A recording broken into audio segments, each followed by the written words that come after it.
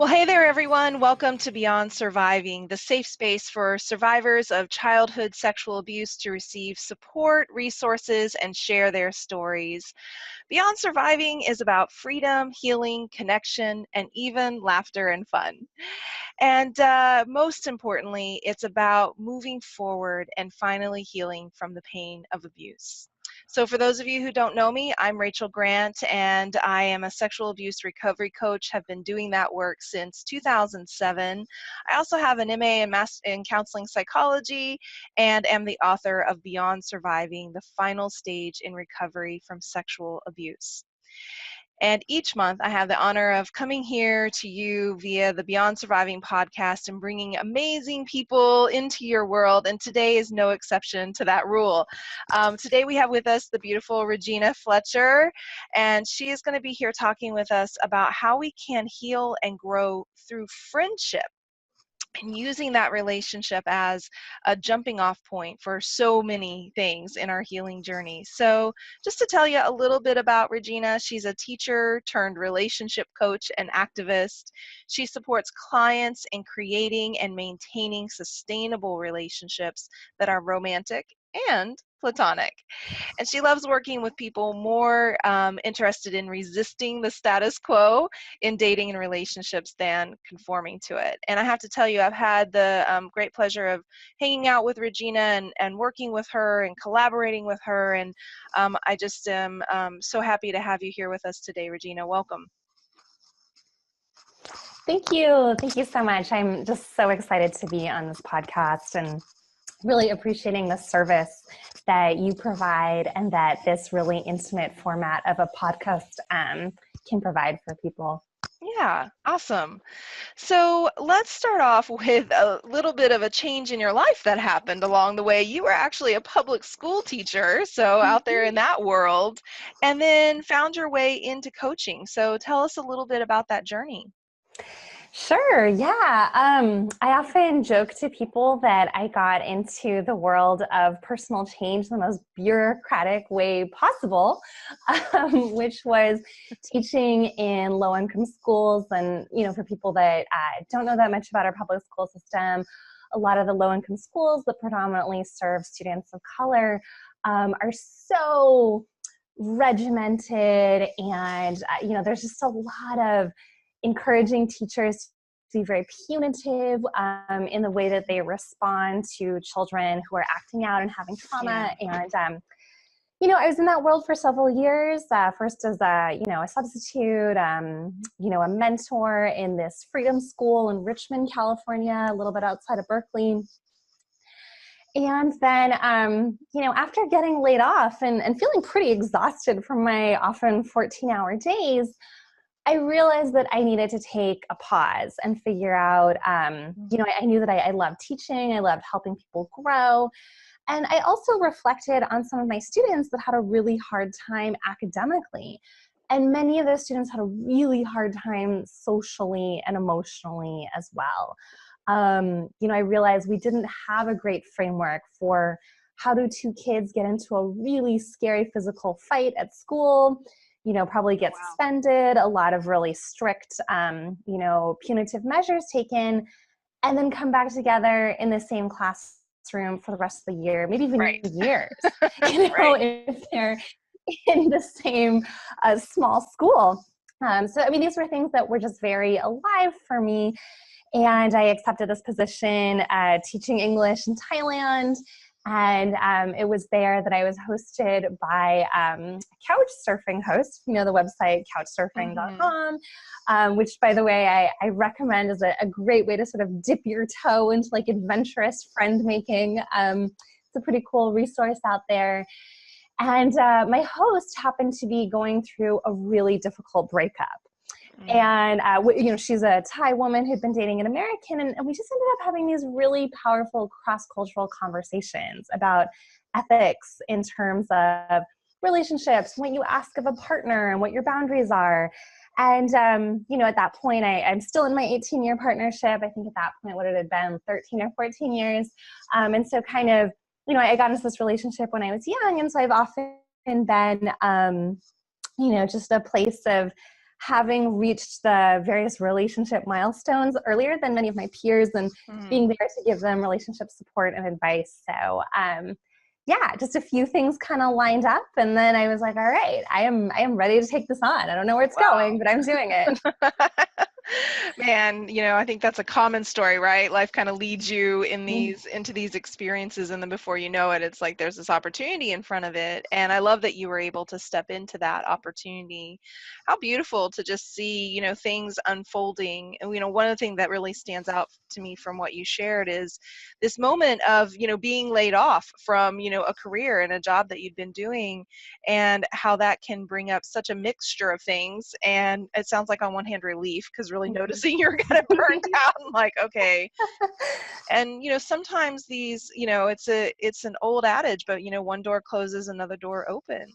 Yeah. And I've seen that happen in my life so many times. And what we first might be experiencing as a problem leads us Right. leads us forward in some way. And so you make this decision. Okay, I'm going to go out and I'm going to start working with mainly women, men and women. Both. Yeah. Yeah. I've never been a person that really has that much more of an affinity for one gender over the other. And I mean, occasionally my practice will tilt to be, more than 70%, female or male. Non-gender binary people are absolutely welcome and come to my workshops. But, so far the clients I've worked with have been, either male or female. But yeah, I really, I have this very inclusive vision.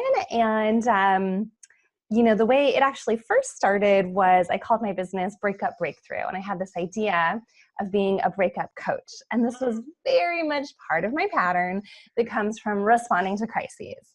Being a very compassionate person and seeing, oh man, when people go through breakups, I mean, as I'm sure working with survivors of, sexual trauma, people that don't have a strong foundation for, emotionally stable relationships and having a lot of confidence the world around them will be stable, can get incredibly destabilized by something like a breakup or divorce. And it's not true anymore, but a few years ago, divorce was the number 4 cause of homelessness in America, which, is obviously like sort of a complex intersection of factors, but many people cited the occasion that I became homeless for the first time was my divorce.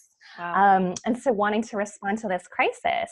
And, it was a good start. It was certainly a very unique niche being a breakup coach, but I also realized that I wanted to do more than respond to crisis. And that was also very similar to the way I became a teacher. It wasn't me having this grand vision for what education could be. It was more, oh my gosh, this is so unfair. Look at this data about, how poor students of color are performing lower, have, poorer resources than students with more resources.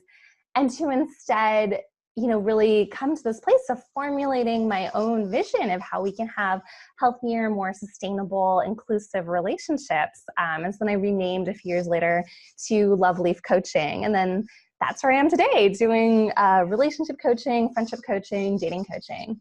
Nice. Love that. Well, I think that's a really interesting, moment in a journey where you start to look at where you're coming from and why you're coming from that place, and to what benefit it can have, but then also, what am I missing? Maybe there's no more to the story here, and that helped you to kind of refine the work that you wanted to do. Now, one of the reasons I was excited about having you on the podcast is because, relationship coaching, I think, is something people are familiar with. They kind of understand, they have a sense of like what that means. Oh, you're going to help me have healthy romantic relationships and maybe even find a partner, these sorts of things. But friendship coaching, right? I think you might have the corner on the market in that, and because we don't hear about that much. And I think building friendships when it comes to healing from sexual abuse trauma is really an important piece of that puzzle. Being able to build a network, build a community. And yes, those romantic relationships and being able to be successful in that is important too. But a lot of times we step over this piece of what it means to really be able to have good friendships. And so I'd love for you to talk with us a little bit about what that even looks like. What is friendship coaching and what does it do and what's important about that, or that for people to learn about friendship? Sure. So, I mean, there's that old adage, friends are God's apology for your family. I've never heard that. Oh my gosh. Oh, well then. Say it one more time so people can catch it.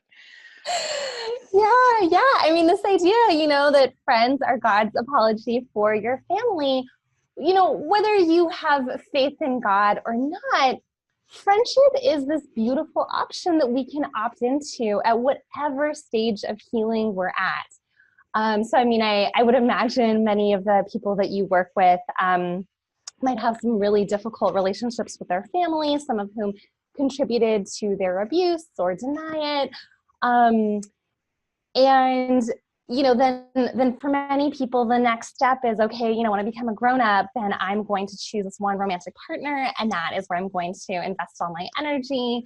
And then, often those of us that have unhealed trauma, are getting into like one poor relationship after another, kind of mirroring some of these traumatic patterns. And, I'm not advocating for pessimism, but just realism. Like when we look at the data, people that have had sexual assault and trauma in their childhood are extremely likely to get into unhealthy, traumatic romantic partnerships. However, friendship is this beautiful option we have where, generally people don't have this attitude of like, it's all or nothing with friendships. So, I mean, so often with romantic partnerships, there's this concept of the escalator relationship, which I actually do not advocate for. But, the escalator being like, okay, first you meet someone, you're attracted to them, and then maybe you're having this romantic sexual connection. And then you start talking about like, what's my label? What's my role? Do we tell our families about each other? Are we having holidays? Do we move in together? Like it's got this clear trajectory. And if you're a person who is still working out how to handle conflict without fleeing the situation, denying it, threatening, like if you are still having those patterns, you're probably going to bring them to your romantic partnerships. And it doesn't, you can absolutely work through those and heal from that, in a very like complete long-term way. But in the meantime, having friends that you can form this connection with, where you can start out as like, oh, we're nice activity partners. It's so nice to have somebody who can join me. And then, that person asks you for a favor. They're like, oh, can you drive me to the airport favor? And then you're kind of doing that one. And then maybe you are doing a holiday meal together. But you get really disappointed on how they cancel last minute. And you can kind of work through this conflict, maybe make some mistakes or have them make some mistakes. And I think the amount of people that are willing to keep a friend in their life who, didn't show up in a way that they wanted, it's just, there's a lot more abundance with friendships than with this kind of like monogamous nuclear family escalator model. Right. So I see friendships as a golden opportunity to kind of practice having really healthy relationships. And like so often people, I just sent out a newsletter about this, how people can be such perfectionists. Like, I'm not ready to date. I need to lose weight. I need to be more financially stable. I need to, work through my trauma. And yeah, these are all things, that might be very beneficial to do, but to deny yourself that like love and connection because you're still a work in progress, I just think it contributes to so much isolation and loneliness. Yeah, absolutely. Yeah. Wow, that's awesome. I have like 50 questions going on in my head now. Where do I start? So what I really love about that is understanding that friendship can be this kind of safe space. And I'd like to dig into that a little bit more, because this is a question that's come up between me and my girlfriends, I don't know how many times. why is it with my girlfriend, when she does something that gets on my nerves, I can kind of be like chill about it and have a decent conversation and approach it in kind of a calm way. Ooh, but when it's my lover, it's like, you go to kind of like crazy town sometimes. And Yeah, I'd yeah. love for you to talk with us a little bit about those dynamics. Like, what do you think is, absent slash present in these two different types of relationships that creates that difference for people? Sure. Well, there are a couple different ways of looking at it. There are some people that would point to a very biological drive, and they would say, there are hormones released when you have a sexual connection with somebody. They give you this like protective, instinct. And I'm not a biologist. I'm not going to discredit that.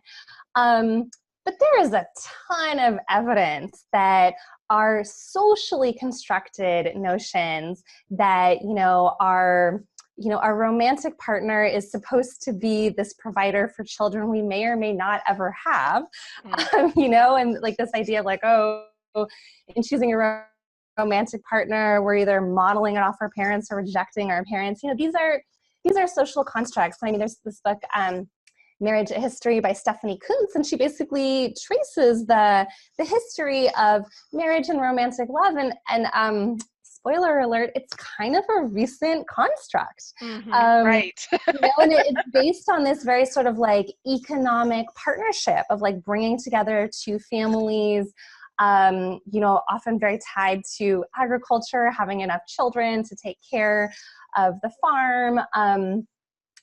And so, I mean, I think for the majority of us who are not living in agrarian societies, and then, she traces it's really only been, like 100 to 200 years of this notion of your marriage should also be full of like romantic love Right. and, Yeah. friendship, and, More they than should be your utilitarian. confidant and someone that sexually turns you on. Like, these are actually pretty recent constructs. Sure. That we can trace back to various books and, media advertisements that she goes through in her book. We can see that a lot of this is very socially constructed. And so, many of us, just our idea of friends is, friends are people who might encourage us to take risks. Like we might be very sad when our friend decides to pursue a new career and move away from us, but it's a little less socially acceptable to say like, I can't believe you're leaving me, you're leaving this friendship, so we kind of have this attitude of like, oh, I might really miss this person, but still I'm very happy for them, moving on with our next steps. I kind of wish we could have more of that for our romantic partners. I certainly, that is something that I advocate for, people really supporting their romantic partners in developing to their fullest potential and not having this like possessive, like you need to really stay in this box for me. Right. Yeah. But I mean, just being realistic, most of the world is kind of or let's just say in American society, a lot of people are really operating under this nuclear family context. But with our friends, we have a lot more leeway. Yeah, what comes to mind when you say that is that romantic relationships have a propensity, I think, of hitting the abandonment fears for survivors of sexual abuse in Absolutely. ways that friendships can, but not necessarily to that same degree for some of those reasons that you were naming there. So yeah, that's really an interesting distinction for us to have and to pay attention to. And what would it be like if we were able to relate to our romantic partners in that same kind of space? Is that impossible? Is it crazy to think that we could do that? No. I mean, it's not impossible. I do think for most people it's a challenge, and I really, I coach people to have their friendships and their romantic connections be synergistic. So, for example, when people say, "Wow, you're in an 18-year partnership and you're 37." How did you guys make that work? That's amazing. And like, yes, we have certainly been through a lot of changes over the years. Yeah, absolutely. Um, you know, That's a whole lot of And life. I would Yeah. say my friends have been there for me when I've been in some really dark times, when my partner has been in some really dark times. And I would say if I had adhered to this very traditional nuclear family model of like, okay, my partner has to be the person who is there to meet all my emotional needs, be my sexual partner, be the person I make house with. He has to, fit all these things. Like, we would have broken up a really long time ago. But, instead we can kind of Sure. give ourselves permission to go through some of these phases. And, then some of my friends become the people that I turn to for emotional support. Some of the people, like I have friends, come over to pretty much all my Christmas and Thanksgiving celebrations, in addition to having my partner there as well. So I really think, there's that model that many people participate in of, okay, I have a new romantic partner. I'm super excited. I'm going to put all my eggs in that basket, and then kind of forget about my friends. Right. And then you have the breakup, and then you try to reach out to your friends. They're like, dude, you've done this 3 times. Right. I'm tired of like being there for you Yeah. every time you're in a crisis. And I think to instead have this model of like, ooh, I'm really excited about this new romantic partner. Mm-hmm. But let me also make time for the people that have been there for me for years. Yeah. And explore with this person and not need to get disappointed every time that they're saying like, whoa, hey, I can't quite go on this journey the way that you're asking me to. Can we kind of take a moment and figure this out? Mm-hmm. That is such good advice, Regina, because I have been in that pattern myself in my life where it's like, okay, I've got the guy or I've got the girl, and now everybody, off to the, leave me alone. Right? That disappearing act that we can do. We find ourselves in, romantic relationship, and I've certainly grown out of that trap because, as you say, Yeah, we beautiful. need to continue to foster those relationships and have other people in our lives, our mate, if you will, or the person who we are connecting with on a romantic, sexual, lover level, is not the end all be all. And when we try to put that pressure on that person, it just derails things so quickly, so easily in that way. One question that was coming to mind as you were sharing was, I think at this point in my life, making friends, going out, being social, connecting with people feels easy. There's a lot of, room around that, and spaciousness and fun and playfulness, and not a lot of anxiety or shutdown. That Great. wasn't always the case, though. And I'm curious about for you, what have you seen in your, journey of, building friendships, or maybe in the clients that you've worked with? What are some of the common struggles that you hear people kind of bringing to the table around building friendships, and what's some of the guidance or tips that you might give them? Sure. I mean, just as the nature of friendship is so beautifully diverse, the struggles that people have are also really diverse. I'll speak for myself. I've always seen friendship as an important part of my life. I am the only child of a mother who's an only child and a father who has one sister that lives across the country. I've only met a handful of times. And so, I certainly, like, I lived with my parents. They still live near me. We have this close connection. But it was just very real to me. If I want to have peer companionship in my life, like, I need to be a good friend. And, I certainly did have envy of people that had these close connections with their cousins, aunts, uncles, and siblings. But of course, many people have very difficult relationships with those people as well. So I mean, friendship has always been something that was a priority to me, even as I was starting this 18-year partnership. We lived 80 miles apart, and we're at different phases in our lives. So I very much was sort of developing this group of friends. At the same time, I was developing a somewhat long distance relationship, certainly long for someone who didn't have a car. Right on. Distance is long when you don't have a car. No cell phones either, to date myself a little bit. But yeah, and so, I have been very fortunate to have a lot of friends from decades ago, as well as, I'm also a person that is frequently bringing new people into my life. Who, like, sometimes I feel very close to, sometimes it's a little bit more of like that activity partner connection, or like, hey, let's inspire each other through this phase of our lives. But I remember there was a period of time in my early 20s when I was incredibly insecure and uncertain about my career path. And I really held back from, making new friends because I didn't feel worthy. I felt like I was probably the most low income earning, boring, uncertain, least mature person in a social group. And so just the idea that someone would be interested in me, that like, oh no, they would blow my cover and find out like, gosh, in addition to doing acting and theater, she's also just a substitute teacher. Like I remember, Yeah. holding myself back. And now that I'm in a much more empowered place, I'm really, I feel like I found my calling with this relationship coaching. And then adding things to it. Like I recently got certified to be a mediator to help people work through, disputes and as an alternative to going to court.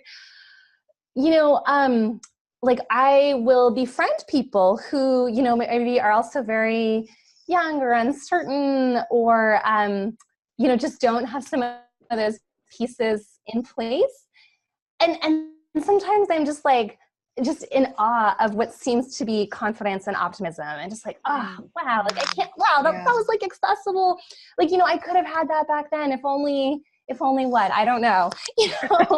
I started my journey of mindfulness and self-love at an earlier time.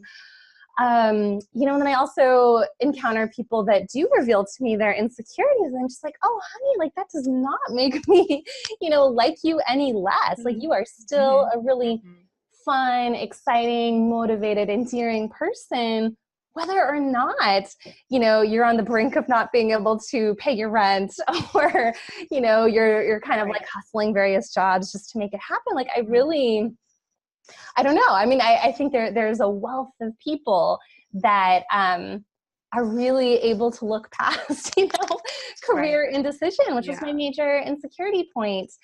And in terms of my clients, I mean, I definitely work with a lot of people that have social anxiety. And now I am into mindfulness. And so I do coach people to really work on this self-love piece and this self-awareness of kind of noticing like, when am I starting to have this anxiety or perceiving that people don't want to spend time with me because I'm actually picking up on cues? And when am I just falling into an old pattern that doesn't make any sense? So yeah, that's a little bit of, what people are going through. Thanks. Yeah, I think that piece that you're hitting on, which is the insecurity piece, I feel like there's something about me that is less than or is a problem and people aren't going to understand it or people are going to judge it. And then that stands in our way. But as you're saying, so many times people love us anyway. And it's our own kind of shutdown around that causes us to isolate or separate from other people. So Regina, I know that you're doing lots of amazing work out in the world, and you have a series coming up pretty soon around dating and relating in the Me Too era, which I love and I'm excited about. So tell our listeners a little bit about that series and how they can access that. Sure. Yeah, I mean, I feel like this series is sort of like the culmination of just so many different kinds of work that I've been doing. So, I'm hosting this meetup, which you were so gracious as to be a guest at, and someone who came to one of the meetups, Monet Lavallee Garcia, is this self-love coach. And together we were talking about what kinds of workshops and programming we want to put in the world. And we both saw this issue of people saying, wow, some of the rules, the ideas about consent and dating are starting to shift and be uncovered. And, I know I certainly have some of my male clients tell me, I was having this great 30-minute conversation with a woman at a party. She seemed really interested, but I didn't want to be that guy. And so I didn't even ask her for a number. I'm like, oh man, it was 30 minutes, like you guys were both sober, you were talking, it was a public space. And, so, I'm hearing that. And then on the other side, or a different perspective I'm hearing is often women saying, I wish more men would be forward with me. I wish more people would show that interest, but I know I just have my blinders on for self-preservation. Like Oh, wow. that's just the way I kind of walk through the world. Because sometimes when I return that smile, get into that conversation, it goes down a path and I have to like deal with this person who's kind of pushing me and crowding my space, and I don't feel confident enough to navigate that. So I'm Mm, hearing these different voices, and so we're going to be talking about a lot of these issues. okay. The Yeah. 6-part series, um, I think by the time this podcast airs, the next one will be on December 9th. And then after that, there'll be 4 more on the first Sunday of the month. So Okay. you can email me, Regina@loveleafcoaching.com. I hope to have them on my website or my Facebook, loveleafcoaching.com, or Facebook -- Turning a New Love Leaf. But definitely if you reach out to me or find the link on your podcast, that's the way that you can get in touch. And they'll be in Berkeley at the HIP Cooperative. Okay, awesome.